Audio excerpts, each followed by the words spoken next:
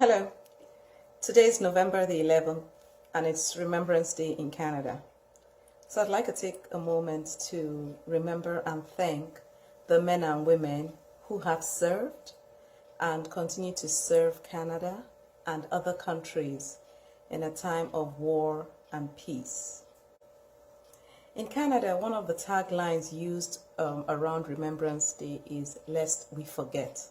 And I looked it up, and it's a phrase that is used in a poem, warning against the dangers of failing to remember. When you think about remembering things, it's easier to remember people or things, events or places that are memorable. So that's what we'll be talking about in the Quip Corner today. See you in a bit.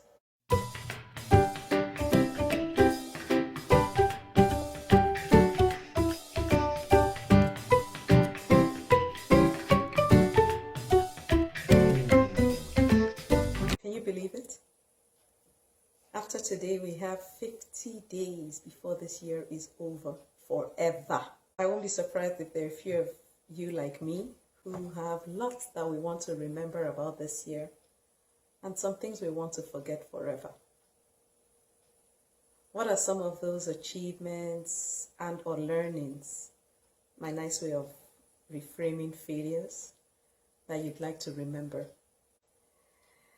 Mark Victor Hansen, an American author, said, "You and I aren't remembered for what we acquire, but for what we contribute." So in thinking about the things you want to remember this year, what have you contributed? And what will you be remembered for? Coincidentally, this week marks 6 years since one of my favorite authors, Dr. Miles Monroe, and his wife passed on. And before he passed, one of the things he said, which continues to resonate for me, is the wealthiest places in the world are not gold mines, oil fields, diamond mines, or banks. The wealthiest place is the cemetery. There lie companies that were never started, masterpieces that were never painted. In the cemetery, there is buried the greatest treasure of untapped potential. There is a treasure within you that must come out. Don't go to the grave with your treasure still within you. Don't go to the grave with your treasure still within you.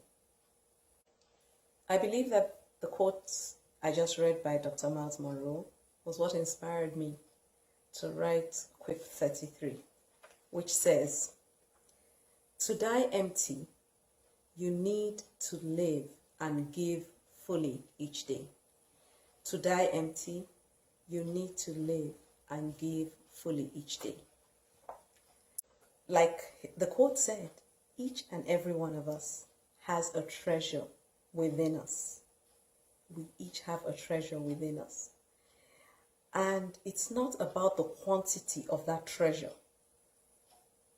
A few months ago, I was listening to a conference and Pastor Bola Shoyinka said something that struck me. He said, everyone is born naked, but no one is born empty. Let that sink in. You, I, every one of us have a treasure within us. I know there are people who feel, oh, I don't have enough. That shouldn't be a showstopper.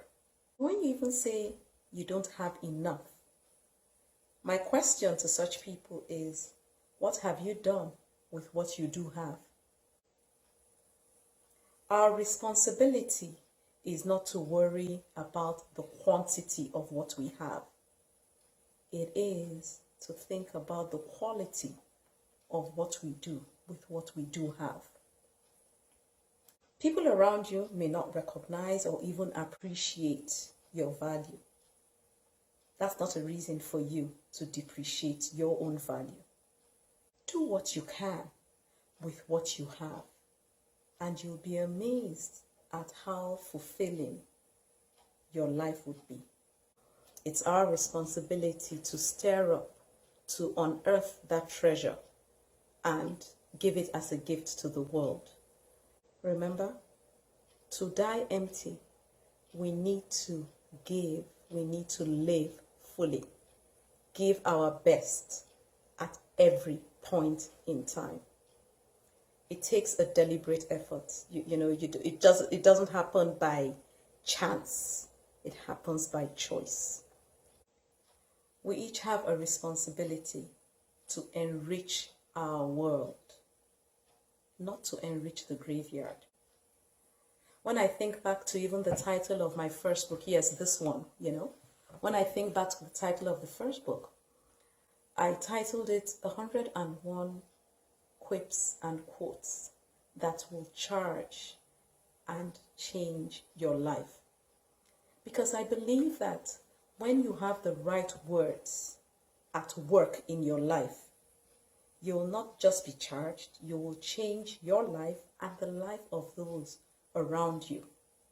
Some of you know that I coach, and one of the things for me in coaching is to help people discover, develop, and deploy their brilliance, because I know for a fact that everybody has something to give. I like to say there is nobody that has nothing. Everybody has something to give. So my plea to you as we celebrate Remembrance Day today is think about what you want to be remembered for. And I'm not saying start planning, your funeral or eulogy or anything like that.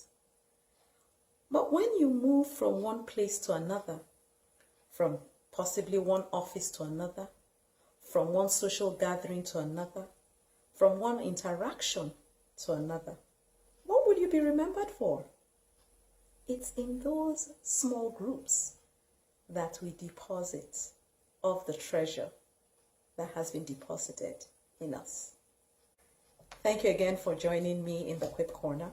If you haven't already done so, please subscribe to this channel and click the bell. You'll get notified each time there's a new video.